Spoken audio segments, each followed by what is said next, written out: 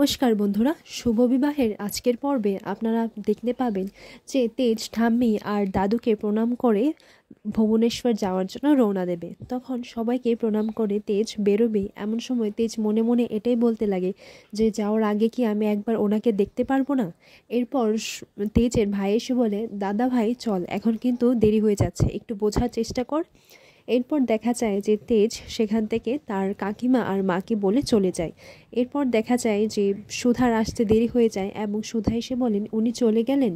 এরপর তেজ বিজিতকে ফোন করে বলে, আচ্ছা বিজিত, আমার কিন্তু তোমার হেল্প লাগবে, আর যে করেই হোক এই কাজটা 1 ঘন্টার মধ্যে সেরে আমি চলে আসব। এরপর বিজিত বলে, জামাইবাবু আপনি চিন্তা করবেন না, আমি আপনার পাশে সব সময় আছি। দেখা যায় যে সেখানে সুধা চলে আসে এবং সুধা এসে তেজকে বলে, আচ্ছা এই হচ্ছে আপনার খাবার, আমি আপনার জন্য খাবারটা রেডি করে রেখেছি, আর এই হচ্ছে ব্যাগ, আর এই ব্যাগের মধ্যে কি কি আছে সুধা তেজকে সেই সব কিছুই বলতে লাগে। তখন তেজ বলে, আমি তো কিছু ঘন্টার জন্য যাচ্ছি তাই না, আর এই সমস্ত প্যাকিং দেখে আমার মনে হচ্ছে যে আমি অনেক দিনের জন্যই যাচ্ছি। পর সুধা বলে, হ্যাঁ সেটা তো জানি, কিন্তু তবু এই কিছুক্ষণ ঘন্টায় আমার মনে হবে যে আমি আপনাকে কতদিন যেন দেখতে পাবো না। একটা বিচিত্র রকমের ভয় করছে। তখন তেজ বলে, আপনি কিচ্ছু চিন্তা করবেন না। সুধা তেজকে বলে, ব্যাগের মধ্যে ছাতা, ওষুধ আর শাল সব কিছু রাখা আছে, আপনি কিন্তু বুঝে সুঝে সব কিছু করে নেবেন। এরপর তেজ হাসতে হাসতে বলে, এতদিন জানতাম যে আপনার মাথাটা একটু খারাপ, কিন্তু আজ না সেটা আমি প্রমাণ পেয়ে গেছি, সত্যিই আপনার মাথাটা একটু খারাপ। তখন সুধা বলে, দেখেছেন তো, এই জন্যই বলে কারোর ভালো করতে নেই। দেখুন আপনি আপনার ব্যাগটাই নিয়ে আসতে ভুলে গেছেন, মাথাটা আমার নয়, মাথাটা আপনার খারাপ। আপনি তো বলেছেন যে ভুবনেশ্বরে বৃষ্টি হচ্ছে, আর আমি শুনেছি ফ্লাইটে নাকি খুব বেশি করে এসি চালিয়ে রাখে আর ঠান্ডা লাগে। যখন ঠান্ডা লাগবে তখন আপনি সেই চাদরটা গায়ে দেবেন, আর যদি বৃষ্টিতে ভিজে যান শরীর খারাপ করে তাহলে এই মেডিসিনগুলো কাজে লাগবে। বৃষ্টিতে যেন আপনাকে না ভিজতে হয় তার জন্যই আমি এই ছাতাটা আপনাকে দিয়েছি, আর রাস্তার মধ্যে যদি আপনাকে খিদে পায় তার জন্য এই খাবারগুলো আমি দিয়ে দিয়েছি। আর দেখলেন তো, আমি আপনার জন্য না চা রেখেছিলাম, আর সেই ফ্লাক্সটা আনতেই ভুলে গেলাম। হ্যাঁ, সেই ফ্লাক্সটা নিতে গেলে তেজ সুধার হাতটা ধরে নেয় এবং তেজ সুধাকে বলে, আপনার যখন এতই চিন্তা তাহলে আপনিও আমার সাথে চলুন না। পর তেজ বলে, আমি সন্ধ্যের মধ্যেই ফিরে আসব, আপনি চিন্তা করবেন না, আপনি কিন্তু আপনার নিজের খেয়াল রাখবেন, আর যদি জ্বর ওঠে তাহলে আপনি ওষুধগুলো ঠিক করে খেয়ে নেবেন। বলুন, আপনি আমাকে কথা দিন আপনি নিজের খেয়াল রাখবেন। আপনি কিন্তু বাড়ি থেকে কোথাও বের হবেন না, আর এমন কিছু কাজ করবেন না যাতে আপনার ক্ষতি হয় আর ঠাম্মি কষ্ট পায়। এরপর সুধা মনে মনে এটাই বলতে লাগে যে ঠাম্মির কথা রাখতে গেলে আর সবার সামনে ফোনটে আর কাতলাদাকে ধরতে গেলে আমার তো বাড়ি থেকে বের হতেই হবে। তখন তেজ পড়ে, কি হলো, কথা দিন। এরপর সুধা বলে, আমি আপনাকে কথা দিলাম আমি নিজের খেয়াল রাখবো, আর এরকম কোনো কাজ করব না যাতে আমার ক্ষতি হোক আর ঠাম্মি কোনো কষ্ট পায়। পর তেজ বলে, আপনি সাবধানে থাকবেন, আমি তাড়াতাড়ি ফিরে আসব। যাবার সময় সুধার আঁচলটা তেজের ব্যাগের মধ্যে আটকে পড়ে, তখন সেই আঁচলটা সুধা ছাড়িয়ে নেয়। আর সুধা মনে মনে এটাই বলে, ঠাকুর তুমি দেখো উনি যেন সাবধানে ফিরে যান আর সাবধানে যেন বাড়ি ফিরে আসেন। এরপর ঝিনুক সুধাকে ফোন করে বলে, আজ বিকেল 5টার মধ্যে আমাদের সেই মন্দিরের পেছন দিকটায় যেতে হবে। আর এদিকে দেখা যায় যে দোয়েলের মা দোয়েলকে খুব বকাবকি করছে। দোয়েলের মা দোয়েলকে এটাই বলছে যে তুই অজান্তে হলেও আমার নাকটা কাটিয়ে দিয়েছিস, সবার সামনে আমাকে অপমান করেছিস, ওই ছাইপাশ গিলে যে পাপটা করেছিস না, আজকে তোর সব পাপ মোচন করতে হবে। তুই মন্দিরে গিয়ে নাকে খড় দিবি, মন্দিরের সামনে ক্ষমা চাইবি, আর তোদের মতো নাছরবান্দা মেয়ের না কোনো দিন কপালে ভালো বর জোটে না, এই বলে দিলাম। এরপর দোয়েল বলে, মা ওসব ঝিনুকের প্ল্যান ছিল। আর এদিকে দেখা যায় যে কাতলা তার মুখ ঢেকে সব কথাই শুনছিল, আর কাতলাও সেখান থেকে বেরিয়ে পড়ে। কাতলা মনে মনে এটাই বলতে লাগে যে দোয়েল তো এখানে, দেখে তো মনে হচ্ছে না যে দোয়েল ফোনটির সাথে দেখা করতে যাবে। এটা কোনো চাল নয় তো, ফোনটি বিপদে পড়তে পারে, আমাকে ওকে জানাতেই হবে।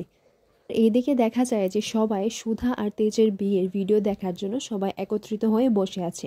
তখন দাদু ঠাম্মিকে বলে, দেখেছো তো কানন, তুমি এত বছর ধরে সবাইকে শাসন করে ভয় দেখিয়ে একসাথে করে রাখতে চেয়েছিলে, আর আজকে দেখো তোমার বড় নাত বৌমা এদের সবাইকে ভালোবেসে আদরে যত্নে একসাথে একই সুতোয় বেঁধে রেখেছে। তখন ঠাম্মি বলে, তাহলে আমি কি কোনোদিনও তাদেরকে আনন্দ দিতে পারিনি?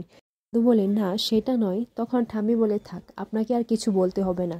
এরপর ঠাম্মি মনে মনে এটাই বলতে লাগে, আমার গজাননী জানেন যে আমিও মন থেকে চাই যে সুধা সবার সামনে নিজেকে প্রমাণ করুক। সুধা এটাই প্রমাণ করুক যে যে গুণ দেখে আমি সুধাকে এইবারে নাত বৌমা করে এনেছি সেটা সবার সামনে প্রমাণ হোক। আর এদিকে দেখা যায় যে ফন্টে তৈরি হয়ে দোয়েলের জন্য মন্দিরে অপেক্ষা করছে। এরপর দেখা যায় যে ঝিনুক সুধাকে নিয়ে বেরিয়ে পড়েছে মন্দিরে যাওয়ার জন্য। আর তখনই দেখা যায় যে ঝিনুক বলে, আচ্ছা কি রে, আমাদের এইসব করতে গিয়ে কোনো বিপদে পড়তে হবে না তো? তখন সুধা বলে, তুই চিন্তা করিস না, মিকে যখন কথা দিয়েছি তাহলে ওদের দুজনকে বিকেলের মধ্যে ধরতে হবে। আর তার আগে যেন ওরা এটা টের না পায় যে আমরা প্ল্যানটা কি।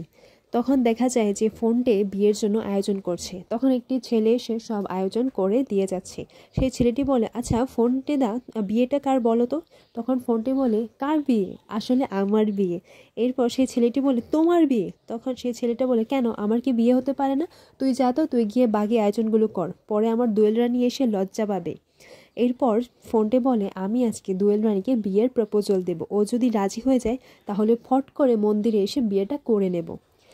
দিকে দেখা যায় যে তেজ সুধার কথা ভাবতে ভাবতে তার দেওয়া খাবারগুলো হাতে নেয় এবং তখন শোনা যায় সুধা এটাই বলে যে খাবারগুলো হাতে নিয়ে কি ভাবছেন, খাবারটা এবার চেখে দেখুন, এগুলো আমি নিজের হাতে বানিয়েছি, শুধু দেখবেন নাকি চেখে দেখবেন যে কেমন হয়েছে? তখন তেজ বলে, আপনি আপনি এখানে? আর আপনার রাতের রান্না বরাবরই সব সময় ভালোই হয়, সেটার তো কোনো জবাব নেই। তখন সুধা বলে, থাক, আপনাকে আর আমার প্রশংসা করতে হবে না, আপনি এবার খেয়ে দেখুন। পর দেখা যায় যে গাড়ির মধ্যে জোরে একটা ব্রেক লাগে এবং তেজের সেই ভাবনাটা ভেঙে যায়। তখন তেজ বলে, তার মানে আমি এতক্ষণ এত কিছু ভাবছিলাম, কি যে হয়েছে আমার। এরপর বিজিত তেজকে বলে, জামাইবাবু, সুধা যদি এই সবটা জানতে পারবে না তখন ও খুব খুশি হবে যে আপনি ওর জন্য এত কিছু করছেন। মুহূর্তে দেখা যায় যে তেজ সুধাকে ফোন করে এবং ফোন করতেই সুধা তেজকে বলে, আচ্ছা আপনি ভালো মতো পৌঁছেছেন তো? যেগুলো দিয়েছি ওষুধ খাবার সব কিছু দেখে খাবেন কিন্তু, আর ঠান্ডা লাগলে আপনি কিন্তু চাদরটা গায়ে দেবেন দেখুন, আর বৃষ্টি যদি পড়ে তাহলে কিন্তু ভিজবেন না, সব কিছু কিন্তু ঠিক করে করে নেবেন। এরপর তেজ বলে, আস্তে আস্তে, আমি পৌঁছে গেছি, আমি খাবারটাও খেয়ে নিচ্ছি, আমি ঠিক আছি।